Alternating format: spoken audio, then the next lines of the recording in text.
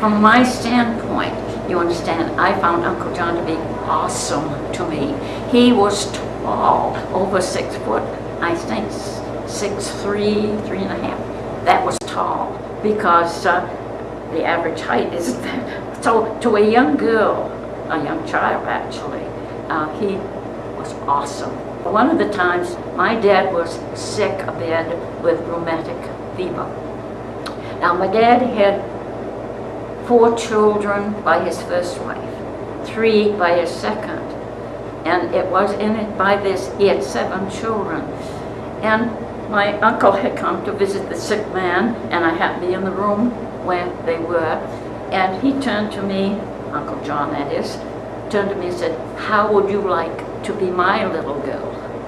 Now, Uncle had no children, but as I could have been 8 years old, I looked at him, I looked at my father, not knowing when he ever was going to get out of bed. I couldn't agree, but neither did I know what had gone on with my dad and my uncle, his brother. Had they set up anything? You know? And even today, I wonder, was it spontaneous? Did he really mean it? Was he serious? and from my standpoint now, I say, what if I had gone with him? Life would be entirely different, right? That's the awesome part of Uncle John, as far as I'm concerned. Uncle John, I will have to say that he was a family man, even though as a young girl I couldn't see it. You see, it was too much. He was concerned with his brother Ernest's family, of which I am a member, and Bobby is a member, that he was concerned when Bobby got out of high school, where was he going to go? Because he was famous for football, track, baseball particularly. And so Uncle John felt he could give some advice. So through Uncle John, Bob went to Phillips Exeter. Then when it came for college, which Bob had a lot of options, Uncle John got him in at Duke University.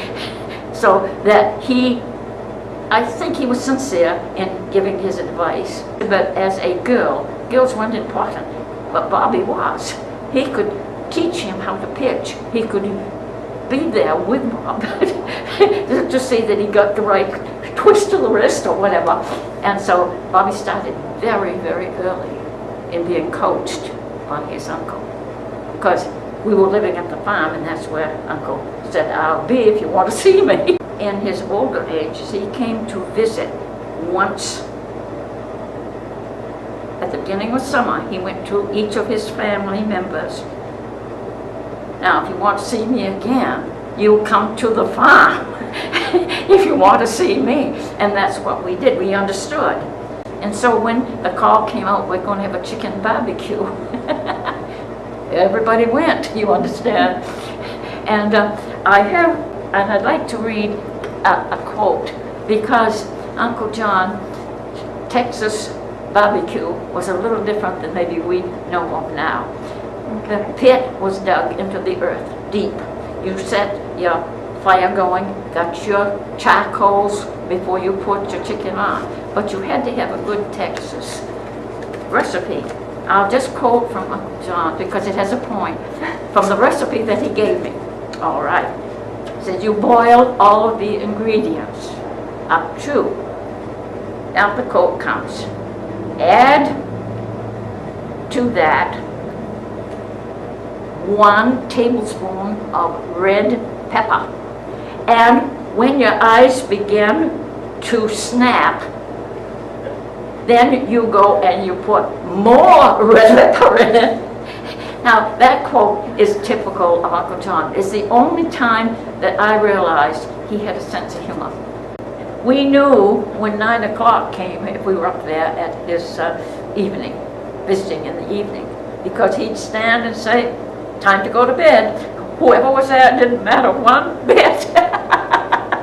Away he'd go to his own room. 9 o'clock. He didn't have to say 9 o'clock, because 9 o'clock I'm going to bed. No, sir. We knew he was. He had so many baseball fans here. Yeah. And if you said the Coombs boys are going to be playing today, boy, you had a big audience. You really did. And they, I never, of course I wouldn't, hear them speak that these two men were obnoxious and overwhelming with the importance of them. They were true meanness, I think.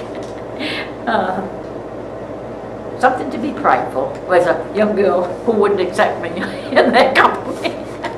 Uncle John would take his wife to the Catholic Church, and then he'd stand on the outside because he wasn't of that faith.